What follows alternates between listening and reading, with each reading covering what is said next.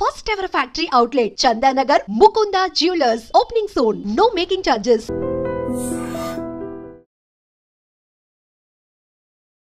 Welcome to I dream. నేను మీ భవ్య. అప్పుల్లో మంచి అప్పులు ఉంటాయి, చెడ్డ అప్పులు ఉంటాయి. అప్పులు బాగా పెరిగిపోతే వాటిని తీర్చుకోవడం ఎలా, తగ్గించుకోవడం ఎలా, ఈ డీటెయిల్స్ మనతో చెప్పడానికి చాలా ముఖ్యమైనది మనకి. మరి ఇవన్నీ తెలుసుకోవాలంటే వీడియో మొత్తం చూడండి. వీటిని చెప్పడానికి మన ముందు mutual fund distributor Bonigala Solomon sir ఉన్నారు. సార్ని అడిగి డీటెయిల్స్ తెలుసుకుందాం. నమస్తే సార్, ఎలా ఉన్నారు సార్? నమస్తే అమ్మా భవ్య, బాగున్నానమ్మా. సార్, మా మిడిల్ క్లాస్ ఫ్యామిలీస్కి, కామన్ మ్యాన్కి, వీళ్ళందరికీ ఒక మంచి సమాధానం ఇస్తారేమో అని వెయిట్ చేస్తూ అడుగుతున్న ప్రశ్న సార్. అసలు అప్పులు తీర్చుకోవడం ఎలా, అసలు మంచి అప్పులు చెడ్డ అప్పులు అంటే వాటిని వ్యత్యాసం ఒకసారి చెప్పగలరా సార్? మా మంచి క్వశ్చన్ అడిగామమ్మా భవ్య. మన మిడిల్ క్లాస్, నేను కూడా మిడిల్ క్లాస్ సార్. ఓకే అమ్మా, ఇప్పుడు చూడండి అమ్మా, మన ఎపిసోడ్ ద్వారా ఫినాన్షియల్ అవేర్నెస్ ప్రజలకు ఇవ్వాలని గత కొన్ని నెలలుగా ట్రై చేస్తున్నాం. అవును సార్. ఇప్పుడు చూడండి అమ్మా, అప్పుల్లో రెండు రకాలు ఉంటాయి, మంచి అప్పు, చెడ్డ అప్పు. అవును. నేను చేసిన అప్పుని నేను నా కష్టార్జితం ద్వారా కానీ నా జేబులో నుంచి నేను సంపాదించిన డబ్బు ద్వారా కడితే దాన్ని చెడ్డ అప్పు అంటారు. మంచి అప్పు అంటే ఏమిటంటే నేను చేసిన అప్పు కోసం వేరే వాళ్ళు కట్టాలి. ఓకే, అది మంచి అప్పు. అంటే నా కోసం వేరే వాళ్ళు ఈఎంఐ కట్టాలి, అది మంచి అప్పు. ఓకే, కానీ అది ఎలా సార్? ఓకే అమ్మా, ఇప్పుడు చూడండి, మంచి అప్పు వల్ల నాకు వెల్త్ క్రియేట్ అయింది, ధనం సమకూరుతుంది. అవును. చెడ్డ అప్పు నన్ను పేదవాడిగా తీసుకెళ్తుంది, నన్ను పేదవాడిని చేస్తుంది. ఇప్పుడు మనం చెడ్డ అప్పు అని ఏం చెప్పుకుంటామంటే క్రెడిట్ కార్డ్ డ్యూస్.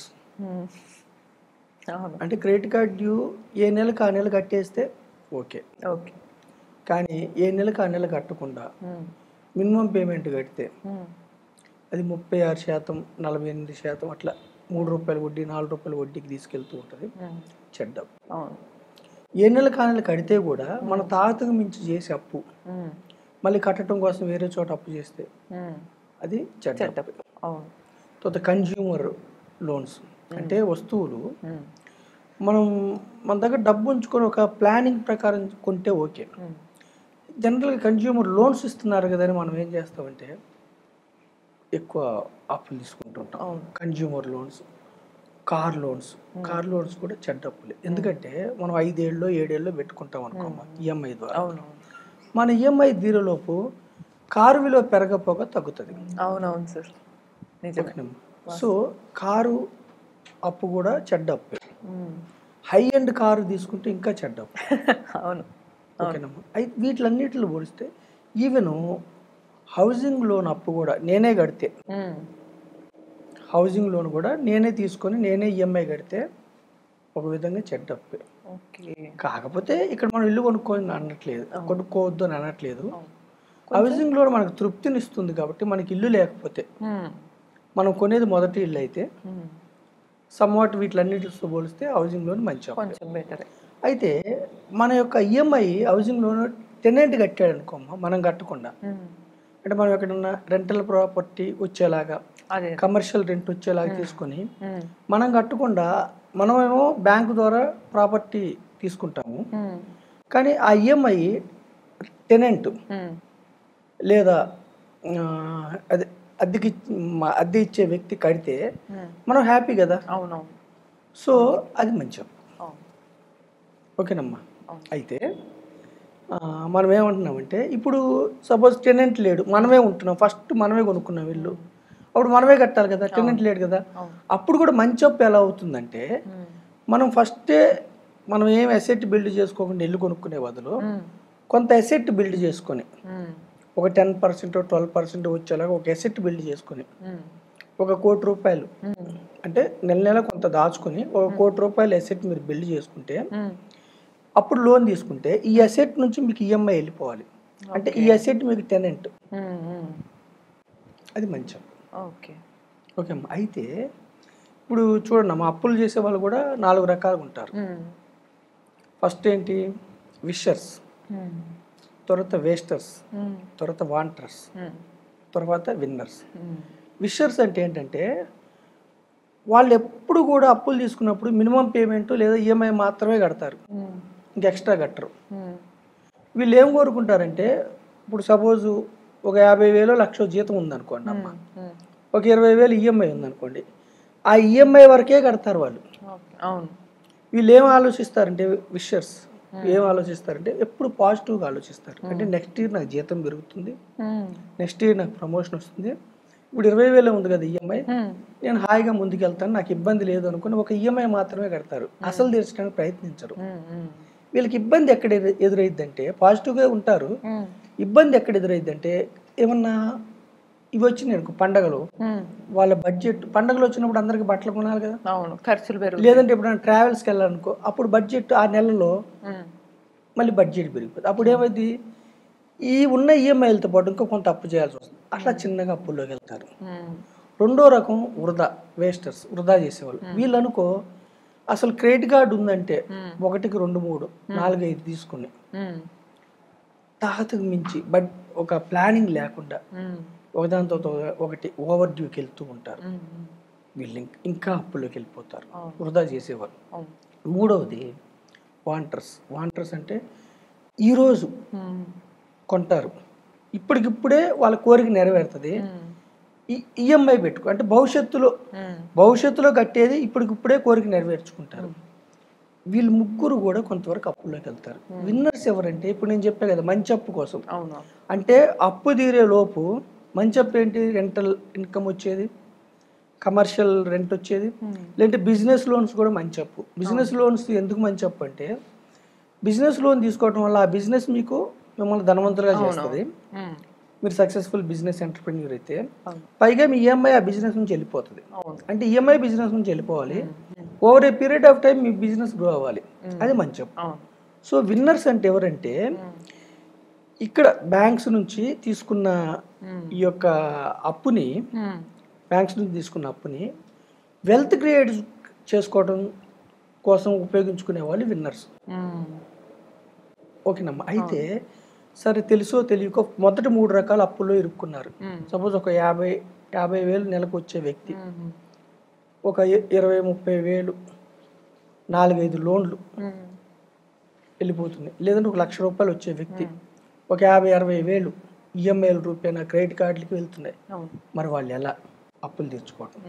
ఇప్పుడు ఏం చేయాలంటే ఎవరైనా సరే ఎక్కువ అప్పులు అయిన వ్యక్తులు ఫస్ట్ ఏం చేయాలంటే వాళ్ళ అప్పులన్నిటిని జాగ్రత్తగా పేపర్ మీద పెట్టాలి, కంపల్సరీగా ప్లానింగ్ చేసుకోవాలి. ఫస్ట్ కాలం ఎంత అప్పు, ఏ లోను ఎంత అప్పు, ఏ క్రెడిట్ కార్డు ఎంత అప్పు. సెకండ్ కాలం ఎంత ఈఎంఐ లేదా మినిమం ఎంత. ఫస్ట్ కాలం ఎంత అప్పు, సెకండ్ కాలంలో ఎంత ఈఎంఐ లేదా మినిమం పేమెంట్, థర్డ్ కాలంలో ఎన్ని నెలలు కట్టాలి. 1, 2, 3, 4 ఒక 4 అప్పులు ఉన్నాయమ్మా ఉదాహరణకి. ఫస్ట్ ఏం చేయాలంటే రాసుకున్న తర్వాత తక్కువ మనసులో తీర్చే అప్పు ఏది ఉంది అది ఫస్ట్ రాయాలి, తక్కువ నెలలో. తర్వాత నెక్స్ట్ ఎన్ని నెలలు, థర్డ్, అట్లా 1, 2, 3, 4 తొందరగా ఏ అప్పు క్లోజ్ అయితే అది ఫస్ట్ రాయాలి. సెకండ్ మనం ఏం చేయాలంటే ఈ నెల నుంచే స్టార్ట్ అనుకోండి అప్పులు తెచ్చుకోవడం. ఫస్ట్ అన్నిటికీ మినిమం పేమెంట్, క్రెడిట్ కార్డులు అయితే మినిమం పేమెంట్, ఈఎంఐలు మంత్లీ ఈఎంఐ అయితే మంత్లీ ఈఎంఐలు 4టికి వరుసగా కట్టుకుంటూ రావాలి. థర్డ్ ఎన్ని నెలలు అని అనుకున్నాం కదా. అయితే అప్పులు తీర్చాలని సీరియస్గా అప్పుల ఊబిలో మీరు కూరుకొని పోయి ఉంటే కంపల్సరిగా 50,000 వచ్చేవాళ్ళు అయితే ఒక 10,000 అడిషనల్ ఇన్కమ్ వచ్చేలాగా మీరు ప్లాన్ చేసుకోవాలి. ఈ రోజుల్లో 10,000 ఎక్కడ ఏ పని చేసినా మీరు 10,000 సంపాదించవచ్చు అడిషనల్ ఇన్కమ్. ఏ విధంగా అయినా ట్యూషన్సా ఇంకొకటి ఏ విధంగా 10-15,000 అడిషనల్ ఇన్కమ్ వచ్చేలాగా మీరు ప్లాన్ చేసుకోవాలి. ప్రతి నెల మీరు మినిమం అమౌంట్ ఏంటంటే ఈఎంఐలు కట్టి అడిషనల్ అమౌంట్ని ఫస్ట్ అప్పుకి కట్టాలి. మీరు అడిషనల్గా మంత్లీ 10,000 15,000 మీరు సంపాదిస్తున్నారు కదమ్మా మొదట. అలా ఒక 6 నెలల్లో 1 year 15 months 18 months అయితే మొదట అప్పు తీరిపోవాలి. తీరిపోయిన తర్వాత మీకు మీరే congratulations first up completed. Second అప్పు నుంచి మళ్ళీ ఏం చేయాలి, ఫస్ట్ అప్పు కట్టిన మినిమం అమౌంట్ లేదా ఈఎంఐ అడిషనల్ అమౌంట్ మళ్ళీ సెకండ్ అప్కి మినిమం ఉంది కదా, ఇది సెకండ్ అప్కి స్టార్ట్ చేయాలి.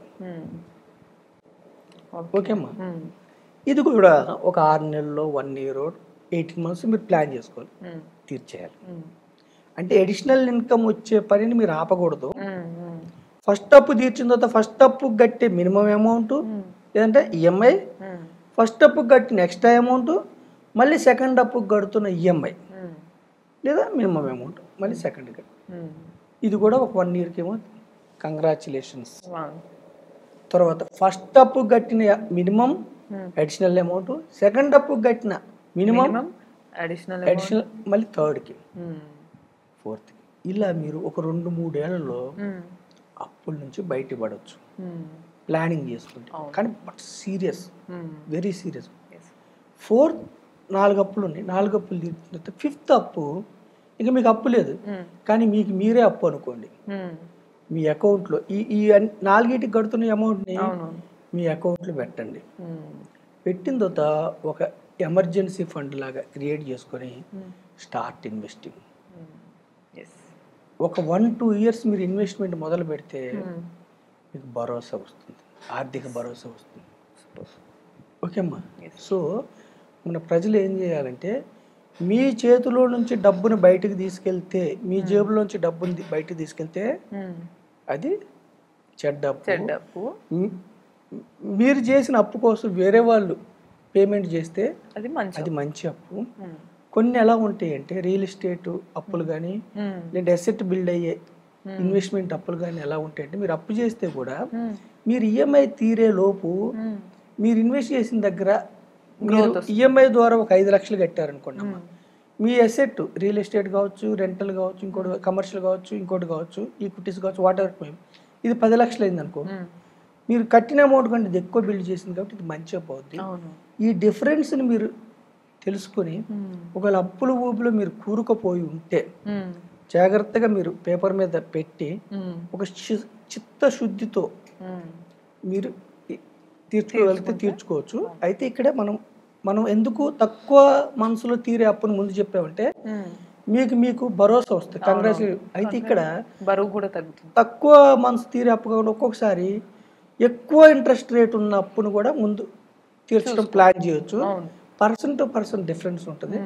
ఈ యొక్క డిఫరెన్స్ని అర్థం చేసుకుని ప్రజలు అప్పుల ఊబి నుంచి బయటికి పడాలని మీ ద్వారా నేను కోరుకుంటున్నాను. సూపర్ సార్, చాలా క్లియర్గా చెప్పారు. సో చూసారు కదా, మనకి అప్పులు ఉండడం ఓకే, ఉన్నప్పుడు గాబరా పడి ఈ కన్ఫ్యూజన్ వల్ల ఈ క్లారిటీ అనేది మిస్ అవుతాం. దాన్ని ఎలా చేయాలని సార్ చాలా డీటెయిల్గా చెప్పారు. ఇలానే మరిన్ని ఇన్ఫర్మేటివ్ టాపిక్స్ కోసం కీప్ వాచింగ్ ఇట్.